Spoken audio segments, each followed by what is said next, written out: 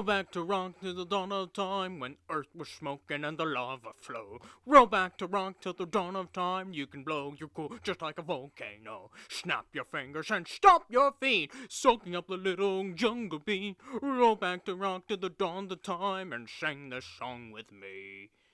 I don't know why John Goodman almost sounded like Sean Connery for a second with that song, but yes, people, we are coming into an animated film, and our only one, I think, no, not animation in general, because we technically had Fetch with Rough Rough Men and maybe Reading Rainbow, but this is the only one that is a full animated thing in general that has an element in the Macy's Thanksgiving Day Parade in the realms of pulp culture.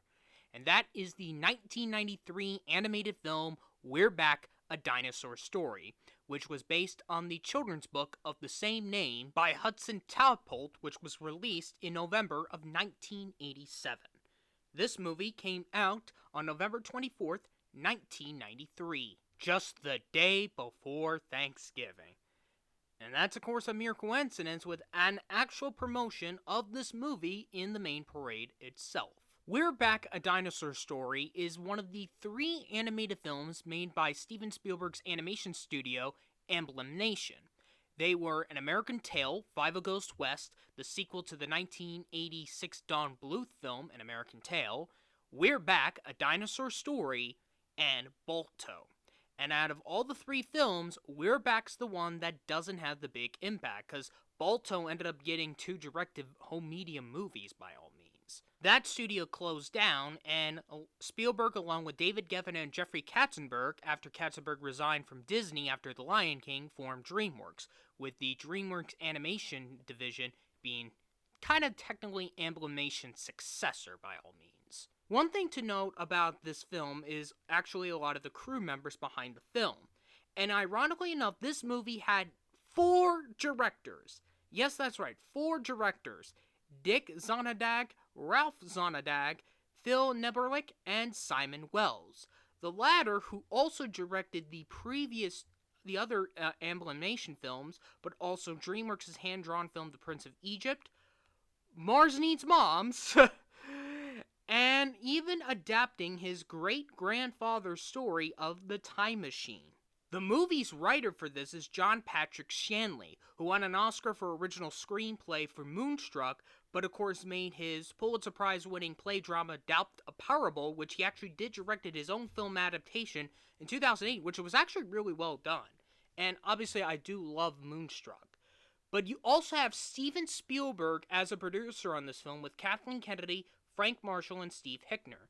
As many of you know, 93 was a big year for Spielberg, with 2 of his films being big both critically and financially, with Jurassic Park and Schindler's List. Of course, the latter got him the Oscar for Best Director and his film winning Best Picture of the Year. But the other movie he has involved with dinosaurs did not do so well. Critics did not like the movie. The movie had a budget of $20 million and only grossed $9.3 million. And it was also released not just on the day before Thanksgiving, but it was released on the same day as Mrs. Doubtfire. Yeah, I know if you want to know which movie many people would go to, they would easily go to watch Mrs. Doubtfire, not this. Now, I haven't read the original book the movie was based on, so I don't have any context about the book itself. I'm only going here freshly through the movie. So, the supposed story is that a famous time traveler doctor decided to have a unique way to bring 4 different types of dinosaurs in a new life formation. Instead of the typical scary monsters that we know them, they kind of more like peaceful or calmer, or in animation standards, cartoon forms of themselves, and actually be able to talk, know about everything. But their main mission specifically for this doctor is to create wishes. And one of their first missions is to go to New York City, specifically for an exhibit at the Museum of Natural History. Along the way, they run into 2 kids. One who is a stowaway that wants to join to the circus, and the other who just is basically lonely since her parents don't care about her, especially it's on Thanksgiving Day. So, they have all made agreement to go to basically go together and go into two different directions so that they can reach their destinations. But what they don't know is that the ringmaster of the circus has, not really a happy circus, but more of a darker circus that is actually the brother of the scientist that the dinosaurs had already met. And they gotta be careful about that. And, well, it's up to the kids to make the decisions.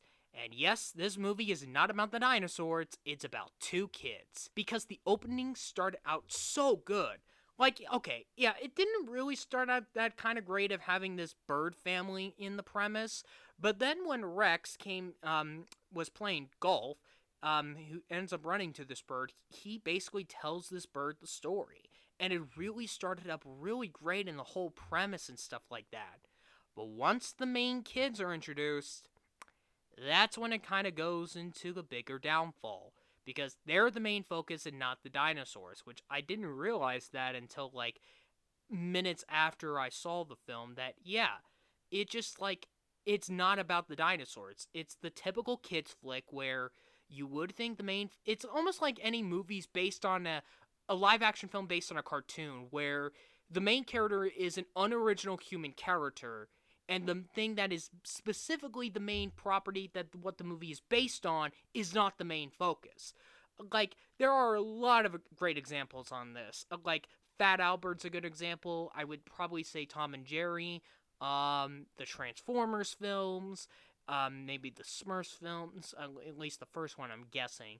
And I would even say the original director's cut of Thomas and the Magic Railroad. It focuses on an unoriginal human character, and that's it. I don't know if those two kids originated from the book, so I'm not really sure if they did.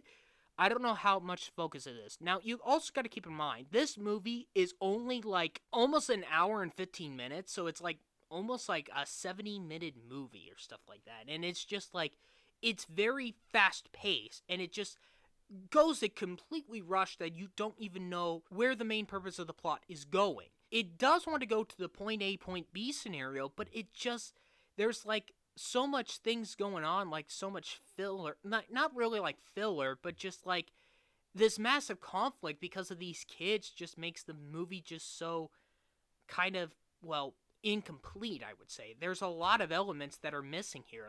We don't even give much development of the dinosaurs, especially with Rex, because Rex would have been a great character if he was fully developed, especially with John Goodman's fantastic performance in the film.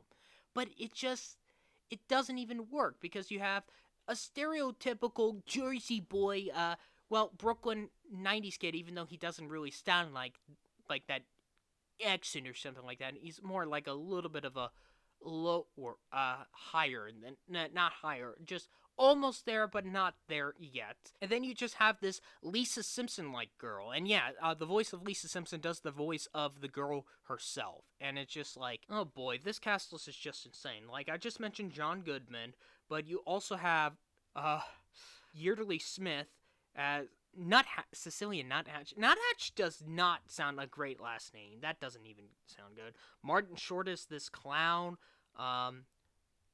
You also got Jay Leno as that alien. Walter Cronkite as the captain. Specifically the captain from the very beginning, because I think that was I didn't even know that was Walter Cronkite until the end when he said it, the last line of the movie, and that's the way it is.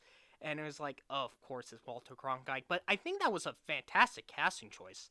That's saying something. But then you have the woman who runs this historical museum of natural history. She's actually voiced by Julia Child. Now, when I first watched this film, I thought she was voiced by Barry Humphries doing her Dame Edna voice. And that's what I thought, because she sounds a lot like Dame Edna, even though it is Julia Child. So that is kind of, I didn't even realize that was Julia Child. I think they did do the cast list at the beginning, but I just didn't pay attention to that. For the animation, there are a lot of good moments, but I just don't, the look of the entire movie with the lighting just seems odd, and the mix of computer animation for some of the scenes just didn't really work well. Not even the big climax at the scary circus, to be precise. It's just I think the lighting should have done better in some elements.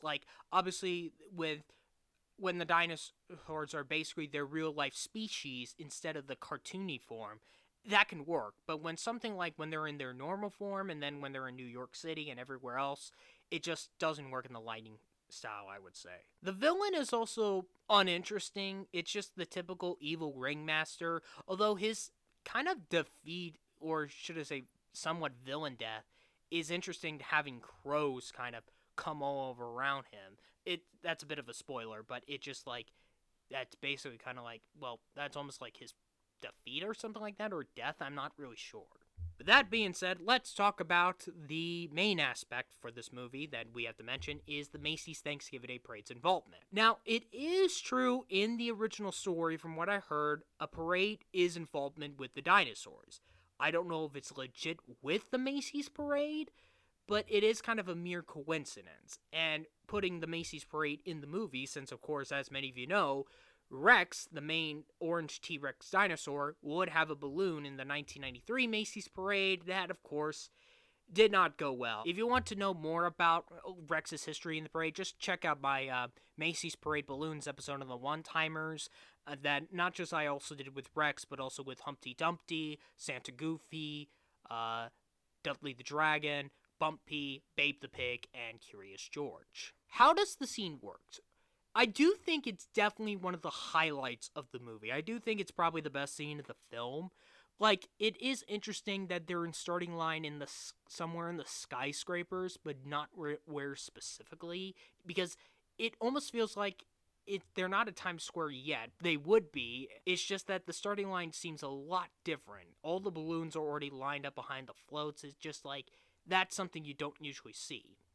As for the characters that you do see as balloons, you do see Woody Woodpecker, Clifford the Big Red Dog, Spider-Man, specifically through his back, Snoopy and Woodstock, although Snoopy is not on the skates version, and it doesn't look like any of the... It almost looks like, I would say, the original Aviator version of Snoopy. I'm just guessing they didn't want to do the skating one because to avoid licensing from Macy's, when there have been some licensing with Jurassic Park, by all means. So if they can advertise Jurassic Park, why not advertise Macy's in general? Now, there is also one thing I also like to mention when I saw that scene. I noticed this purple thing, and it just... I almost assume it would be... You would think it would make sense it would be like the Pink Panther, but it looks like a knockoff version of Quick Bunny, because I can see... It's almost the shape of the Quick Bunny's position because of, like, the design of the balloon, because the drum is... I think that purple balloon's wearing the drum, so I don't know if they couldn't get a licensing for Quick Bunny or what. It would have been mere coincidence that if they did all the 93 new balloons in that film. Not just, like, okay, not with Rex, but, like, with Beethoven the dog, Izzy the Summer Olympics mascot, and Sonic the Hedgehog. And ironically enough, there is a dinosaur balloon that is in the parade that is somewhat reminiscent of the Sinclair Oil dinosaur. But that character was already out of retirement for a while until his comeback in 2015. And the float that the dinosaurs decided to go on, or the kids make this decision, I think that float is reminding me a lot of the float that was used in the 91 parade for the Addams Family, 95 with Madison Square Garden's A Christmas Carol, and 97 with Broadway's The Sound of Music, the revival specifically for 98. And that would all lead up to the one typical thing that almost every 90s animated film that is not like a computer animated one, or specifically all the hand-drawn ones mostly have, is an animated musical number. Which, of course, in this case, is the song I just kind of did, Roll Back to Rock in the Dawn of Time. And that is actually a really good song, and that number is definitely one of the probably the highlight of the movie in general.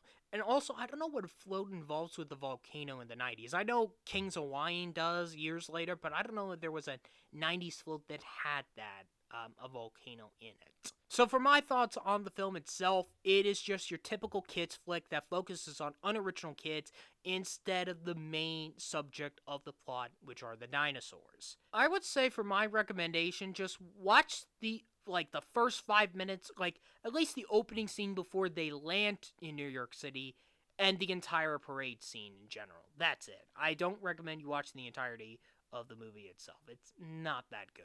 If you thought dinosaurs were gonna cause chaos in the Macy's Thanksgiving Day Parade, Maybe a big heist would during the 2010 Macy's Parade. Ben Stiller and Eddie Murphy, what you got?